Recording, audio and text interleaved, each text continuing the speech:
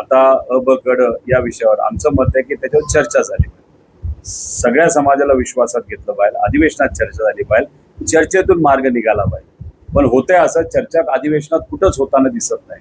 त्याच्याच बरोबर विरोधी पक्षातल्या आमदारांना बोलून चर्चा करून मार्ग काढणं फार महत्वाचं, पण तसं कुठंच नाही.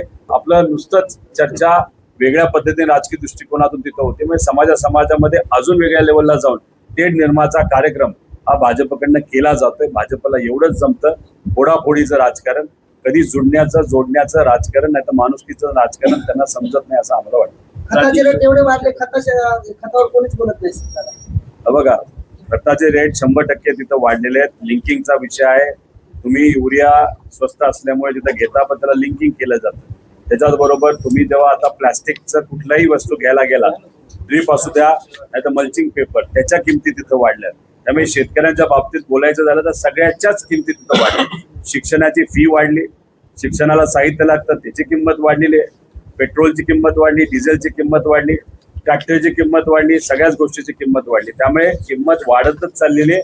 पण शेतकऱ्याला ज्या पद्धतीने हमी भाव मिळाला पाहिजे, नाहीतर हमी भाव वाढीव मिळाला पाहिजे, तो मात्र तिथं मिळत नसल्यामुळे आज शेतकरी अडचणीत आलेला आहे. म्हणून आम्ही म्हणतोय की शेतकऱ्याला आज खऱ्या अर्थाने मदत करण्याची जरूरत आहे. शिव्या देत असेल कोणालाही या भारतात, या महाराष्ट्रामध्ये आपण ते सहन करू शकत नाही. आणि कुठलंही असं स्टेटमेंट जे खालच्या पातळीवर असेल त्याचा निषेधच आम्ही सर्वजण करतो.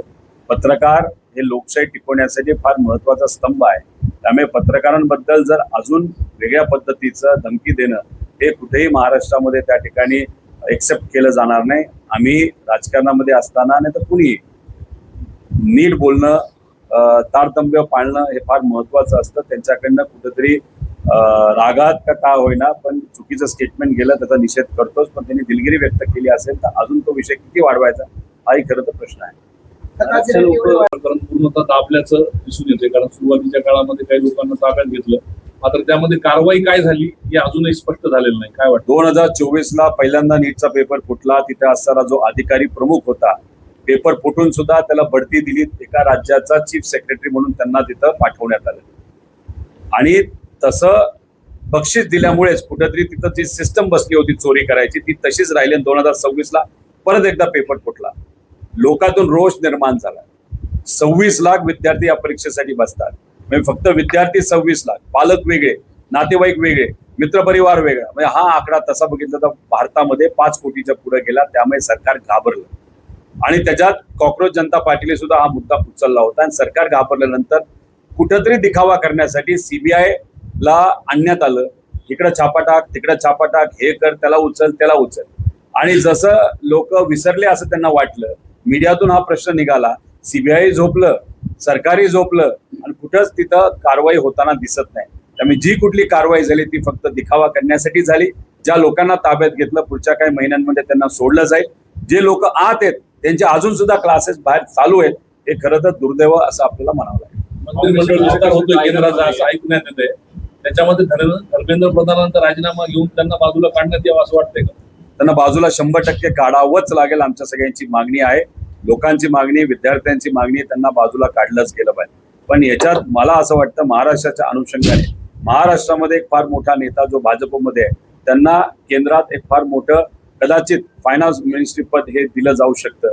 आणि महाराष्ट्रामध्ये एक असा नेता आहे ज्याच्याकडे एक छोटं पद आहे, जो एक मंत्री आहे, त्या मंत्र्याला एक फार मोठं पद या महाराष्ट्रामध्ये दिलं जाईल. त्यामुळे अशा अनुषंगाने बऱ्याच काही गोष्टी तिथं केल्या जातील. आणि हे 6 खासदार जे उलटी मारून पैसे घेऊन सत्तेत गेलेले आहेत त्याच्यातल्या एखाद्या व्यक्तीला कदाचित मंत्रिपद हे मिळू शकतं अशी सुद्धा आज चर्चा आहे.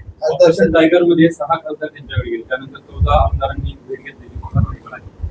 तुमचे सुद्धा खासदार त्यांच्या संपर्कात असल्याच्यामध्ये मोदी बातम्या येतात. आवाज दाबला जातो असं वाटतं. 100% दाबला जातोय. आता अधिवेशनामध्ये सुद्धा तुमच्यात मी आत्ता आहे. आता यावेळेस अधिवेशनामध्ये आमचे नेते विषय मांडतायत. आता हा शेतकरी कर्जमाफीचा मुद्दा मांडला गेला होता, पण त्याला उत्तर जे आलं कृषी मंत्र्यांकडनं आणि कोऑपरेटिव्ह मिनिस्टरकडनं अतिशय थातूर मातूर आलं. आणि त्या दोघांचं मत होतं निर्णय घेणारा मुख्यमंत्री आहे. मग मुख्यमंत्री साहेबांना आम्ही विनंती करतोय की बाबांनो, शेतकऱ्याचा आहे का? 36 लाख शेतकऱ्यांवर अन्याय होणार आहे, त्यामुळे या शेतकऱ्यांच्या बाजूने करा. आम्ही बोलतोय आमच्यावर कारवाई होते. आता 29ला शेतकरी आक्रमक होणार आहे, कारण शेवटी शेतकऱ्याला कळलंय की हे सरकार गुपचूप आपली ही योजना आणली असं बोलून पुढे जाणार होती. मात्र याच्यात खूप मोठं नुकसान शेतकऱ्याचं होणार आहे, शेतकऱ्यांना कळलेलं आहे. त्यामुळे 19 आंदोलन मोठं होईल. काय कारवाई करायची करा.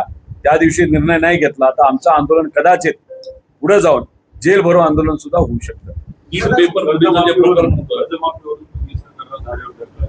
परंतु ते कर्ज वाटपाचं जे उद्दिष्ट दिलेलं आहे सरकार त्याला सुद्धा पूर्ण वापरलं जात नाही. बँका त्याला टाळाटाळ करतात. जिल्ह्याच्या बँकांनी 25% सुद्धा विश्वास केलेला नाही. हे बघा, आपल्या या जिल्ह्यामध्ये जर बघितलं तर 1,77,000 कर्ज जे क्रॉप लोन अकाउंट आहे शेतकरी आहेत आणि त्याच्यात आपली जी जिल्हा बँक आहे त्याच्यात फक्त 23% पैसे त्यांना तिथे दिले आहेत. बाकी सगळे हे नॅशनलाइज बँक आहे. झालं असं की एका महत्वपूर्ण बैठकीमध्ये ज्याच्यात मुख्यमंत्री होते, कृषी मंत्री होते, अधिकारी होते आणि सर्व प्रमुख बँकेचे व्यक्ती होते. त्या चर्चेमध्ये मुख्यमंत्री साहेबांनी तंबी दिली कोणाला, बँकेंना, की सिबिल ज्याचं खराब असेल त्याच्यासाठी तुम्ही थांबू नका, त्याला लोन द्या. पण हे झाली चर्चा. पण चर्चा झाल्यानंतर जेव्हा आपण जमिनीवर आलो, लोकात गेलो, लोक जेव्हा बँकेत गेले तेव्हा बँकेने त्यांना उभं केलं नाही. अशी आजची परिस्थिती आहे. आता 65 लाख शेतकरी पूर्वी कर्ज घेत होते. तो आकडा बघता बघता 43 लाखावर तिथं आलेला आहे. त्यामुळे हा आकडा कमी होतोय. त्याचा अर्थ शेतकऱ्यांना कर्ज मिळत नाही हे तुम्ही म्हणता ते खरं आहे. आणि मग शेतकरी पैसे कुठून घेतोय तर शेतकरी 5% महिना अशा पद्धतीने दुर्दैवाने तिथं आता कर्ज घेत चाललेलं आहे, अशी आम्हाला भीती वाटते. त्यामुळे हे सगळे मुद्दे महत्वाचे. बँकिंग सिस्टमवर त्रास होणार नाही. कारण मुख्यमंत्री साहेब एका बाजूला बोलताना बोलतात की कर्जमाफी दिली सरसकट तर बँकिंग क्षेत्र अडचणीत येईल आणि दुसऱ्याच बाजूला त्याच मुलाखतीमध्ये मोदी साहेबांची प्रशंसा करताना मुख्यमंत्री साहेब बोलतात की इतकी आर्थिक ताकद आपल्या देशाची आहे की 210 लाख कोटी रुपयाचं कर्ज आपल्या देशावर या राज्यावर 10 लाख कोटीचं आहे. एका चुटकीत आपण ते देऊ शकतो, नाही तर भरून टाकू शकतो. 35,000 कोटीली काय होणार आहे. त्यामुळे मला असं वाटतं की हे सरकार आहे इलेक्शनच्या आधी वेगळ्या पद्धतीने वागतं, आश्वासन देतं, इलेक्शन गेल्यानंतर संपल्यानंतर ते वेगळे. लाडक्या बहिणीमध्ये सुद्धा 91 लाख महिलांचं नावं कमी केलेले आपण सगळ्यांनी बघितलेले आहे. शेतकरी मिळून एक मोठं आंदोलन महाराष्ट्रामध्ये चालू होतं आणि सामान्य शेतकऱ्यांची मागणी होती की आम्हाला कर्जमाफी झाली. गेली कर्जमाफी 2019ला झाली होती महाविकास आघाडीच्या काळामध्ये. त्यानंतर गेले 6 वर्ष सोयाबीनचा भाव असेल, कपाशीचा भाव असेल, कुठलेही पीक तुम्ही घ्या त्या पिकाला शेतकऱ्याला भाव मिळालेला नाही. खर्च वाढत चालले, खताचा खर्च वाढलाय, पेट्रोल डिझेल या सगळ्या किमतीमध्ये वाढ होती. पण ज्या पद्धतीचा हमी भाव शेतकऱ्याला मिळाला पाहिजे तो मिळत नसल्यामुळे गेल्या 6 वर्षात शेतकरी अडचणीत आला होता. म्हणून शेतकऱ्याची मागणी होती की आम्हाला कर्ज भरता येत नाही, आम्हाला कर्जमाफी मिळाली पाहिजे. मग रोष मोठ्या प्रमाणात वाढत होता. सर्व शेतकरी नेते रस्त्यावर होते. अनेक आंदोलनामध्ये आम्ही सुद्धा सहभाग घेतला होता. आणि मग तिथे गेल्यानंतर रोष वाढल्यानंतर मग कुठेतरी सरकारला मागणी मान्य करावी लागली. मान्य करत असताना जून महिन्यामध्ये आम्ही कर्जमाफी करू असं सरकारने सांगितलं आणि त्यात आता जून महिना आला. 2 जूनला GR काढण्यात आला. आम्ही अभिनंदन केलं सरकारचं. पुण्यश्लोक अहिल्यादेवी होळकरांचं नाव या महत्वपूर्ण योजनेसाठी दिलं त्यासाठी सुद्धा अभिनंदन केलं. पण जेव्हा आम्ही पूर्ण GR वाचला, त्यातल्या अटी वाचल्या, त्यातून एक मात्र आम्हाला कळालं की 70% शेतकऱ्यांवर अन्याय होणार आहे. आणि मग एवढ्या मोठ्या महामानवाचं नाव तुम्ही देत असताना जर 70% शेतकऱ्यांवर अन्याय होत असेल कुठेतरी नावाचा पण अवमान हे सरकार तिथं करतंय असं आमचं मत होतं. याच्यामध्ये 2 प्रामुख्याने अटी आहेत. एक अट म्हणजे 2019 मध्ये ज्या शेतकऱ्यांनी कर्जमाफीचा लाभ घेतला त्या शेतकऱ्यांना फक्त 50,000 रुपयाची कर्जमाफी होणार. आणि मग ज्याचं समजा OTS मध्ये केलं, ज्याचं 50,000पेक्षा जास्त आज कर्ज थकीत असेल तर त्यांना वरचे पैसे भरावे लागतील आणि 50,000च मदत होणार.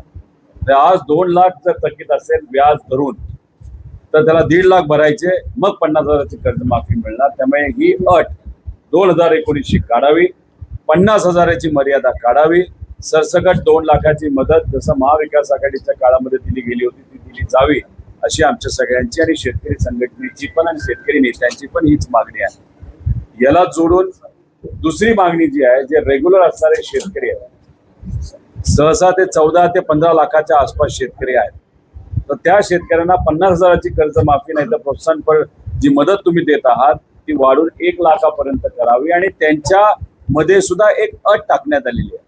ती अट काय तर 25, 26 आणि 26, 27 या 2 वर्षामध्ये सुद्धा कर्ज हे थकीत नसावं. आता 26, 27 अजून वर्ष संपलं नाही, जून 2027ला संपणार आहे. म्हणजे सरकार त्या लोकांना सांगते वर्षभर थांबा मग तुमची आम्ही कर्जमाफी करू. 2017ला तुम्हाला माहित असेल की त्यावेळेस महायुतीने एक कर्जमाफी केली होती 35,000 कोटीची, पण शेतकऱ्याच्या हातामध्ये किती हजार कोटी मिळाले तर 18,000 कोटी मिळाले. मग वरचे पैसे गेले कुठं? त्यावेळेस सुद्धा सरकारने अटी टाकल्या होत्या. शेतकऱ्याला कर्जमाफी न देता कुटुंबाला कर्जमाफी दिली होती आणि त्यात दुसरं जे काही महत्वाचा मुद्दा म्हणजे रेग्युलर शेतकऱ्याला 50,000 कर्जमाफी देऊ असं सरकारने सांगितलं. दुर्दैवाने ती कर्जमाफी आतापर्यंत मिळाली नव्हती. अधिवेशनात 2017चे जे रेग्युलर असणारे शेतकरी त्यांचे 5,000 कोटी प्रलंबित अधिवेशनात 2दा आम्ही हा मुद्दा मांडला, आंदोलन केलं आणि पवित्र भूमी पंढरपूरला जेव्हा आम्ही आंदोलनाला बसत होतो तेव्हा या 2 अटी काढाव्यात आणि 17 मध्ये असणाऱ्या शेतकऱ्याला जी अजूनपर्यंत कर्जमाफी मिळाली नाही ती मिळावी, रेग्युलर असणाऱ्या शेतकरी अशी आपली मागणी होती. शेतकरी एकजुटीचा कुठेतरी धास्ती या सरकारने घेतल्यानंतर तिथं ती 17ची जी कर्जमाफी आहे रेग्युलर ती त्यांनी मान्य करून कॅबिनेटमध्ये पास केलं आणि 5,000 कोटीच्या ऐवजी 1400 कोटीचं प्रोव्हिजन तिथं झालेलं आहे. पण मग आम्ही पंढरपूरला जेव्हा बसलो आमची अपेक्षा होती की सरकार कुठेतरी या शेतकऱ्याचा रोष जो वाढत चाललेला आहे तर त्याला कुठेतरी नरमेल आणि आम्ही केलेल्या मागण्या ऐकेल. अनेक शेतकरी मोठे नेते तिथे आले, त्यांचं मी आभार व्यक्त करतो शेतकऱ्यांच्या वतीने.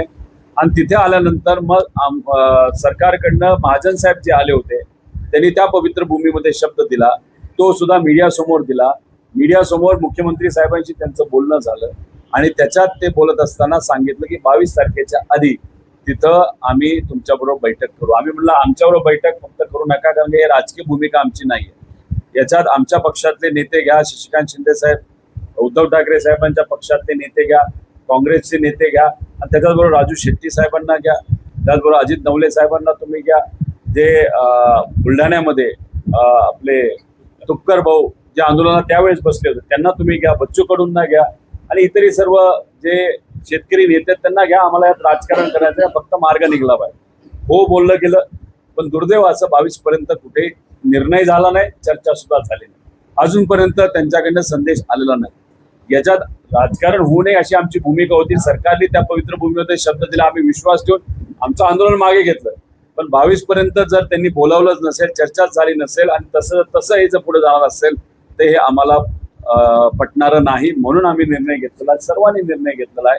हे शेतकरी आंदोलन आहे, रोहित पवार फक्त एकट्याचं आंदोलन नाही, सगळ्यांचं आंदोलन आहे. 29 तारखेला मराठवाड्यासाठी एक फार मोठं आंदोलन शेतकरी उभं करणार आहेत. आपल्या संभाजीनगरमध्ये, पण ते जागा कुठली, केम्ब्रिज चौकामध्ये सकाळी 10:30 वाजता हजारो शेतकरी तिथे येतील. त्यावेळेस अधिवेशन सुरू झालेलं असेल, तिकडं मुंबईत अधिवेशन असेल आणि इकडं आमचं शेतकरी आंदोलन असणार आहे. त्याच्यामध्ये काँग्रेसचे नेते येत आहेत, उद्धव ठाकरे साहेबांच्या पक्षातले नेते येत आहेत, शेतकरी नेते येत आहेत, सर्व पक्षीय मिळून आणि संघटना मिळून ते आंदोलन तिथं आपण करत आहोत. मोठं आंदोलन असणार आहे. इथं आंदोलन, तिथं अधिवेशन आणि काही झालं तरी अधिवेशनामध्ये शब्द जोपर्यंत दिला जाईल तोपर्यंत आम्ही त्या रस्त्यावरनं उठणार नाही. अन्नत्याग आंदोलन नसून हे रस्त्यावरची लढाई आहे, रस्त्यावरचं आंदोलन आहे. त्यामुळे 29 तारखेला मोठ्या संख्येने लोकांनी यावं. या अनुषंगाने आम्ही जिल्ह्यामध्ये जाऊन, विविध जिल्ह्यांमध्ये जाऊन आम्ही बैठका घेतोय. धाराशिवची बैठक झाली, त्यानंतर लातूरची बैठक झाली, नांदेडची बैठक झाली, सकाळी हिंगोलीची बैठक झाली आणि आज इथं आपण परभणीमध्ये बैठक घेत आहोत.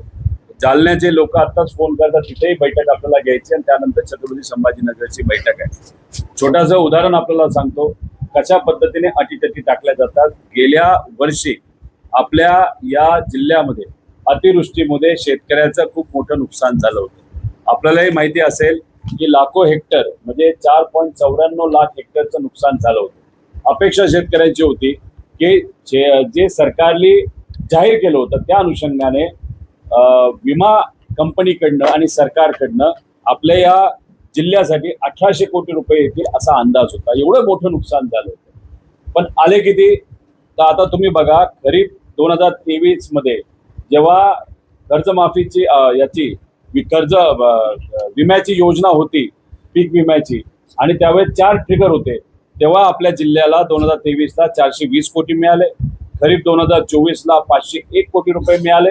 आणि जेव्हा हे ट्रिगर काढले, जे आम्ही अधिवेशनात बोलत होतो काढू नका, जेव्हा पाऊस अतिवृष्टी झाली होती तेव्हा बोललो होतो काढू नका, त्याचं नुकसान होईल, तेव्हा आपल्या या जिल्ह्यामध्ये फक्त विमा कंपनीकडनं किती रुपये आले, तर 145 कोटी रुपये आले. खरं तर किती मदत सरकारकडनं आणि या विमा कंपनीकडनं मिळायला पाहिजे होती, ती होती 1800 कोटी रुपये. त्यामुळे या आंदोलनामध्ये अजून एक मुद्दा आम्ही घेतलेला आहे की 4च्या ट्रिगर पूर्वीसारखे हे लागू करावेत आणि 1 रुपयामध्ये विमा आमच्या शेतकऱ्याला त्या ठिकाणी द्यावा, अशा विविध मागण्या घेऊन आम्ही ते आंदोलन करणार आहोत. बऱ्याच शेतकऱ्यांनी अजून इतर मागण्या आमच्यापर्यंत मांडलेल्या आहेत. त्याचा शक्तीपीठ मार्ग हा नको ही मागणी त्याच्यामध्ये आहे आणि बरेच इतर विषय ते आम्ही हळूहळू टप्प्याटप्प्याने सरकारच्या पुढे तिथं मांडणार आहोत. धन्यवाद.